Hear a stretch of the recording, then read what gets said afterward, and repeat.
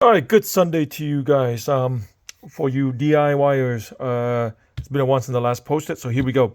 Window switches. So from time to time, you're gonna need to clean out your window switches, because the contact points they have lots of dirt and grime over the years, And so what you do is get a Dremel on the bottom, take the middle screws out here, right there. This is a 62, which has an extra tab.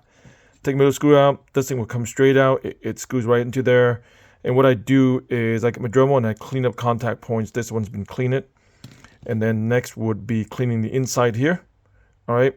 And then after that, you can use your own meter to do the test back and forth, see how that works.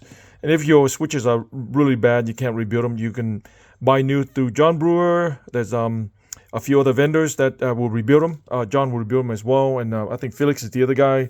Many other guys will do it. Mario, all my vendors, and then a little product plug here.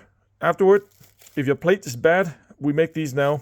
We sell a set for $5.50, and these will go right over the switch, right over it. It looks really nice and clean when it's on. For example, here we go. That's a new plate. Bam! Look at that, nice and shiny. Now, we also sell, if you decide you want to get away from these switches here and you want to go with an aftermarket, we have this solution here that we sell for $8.50 a set. With a little set screw there, you can determine how high you want these switches to go. These were installed by Corey Williams recently, and he got second place for a national event over in Ohio. And it's all pre-wired with the plug and play. All right.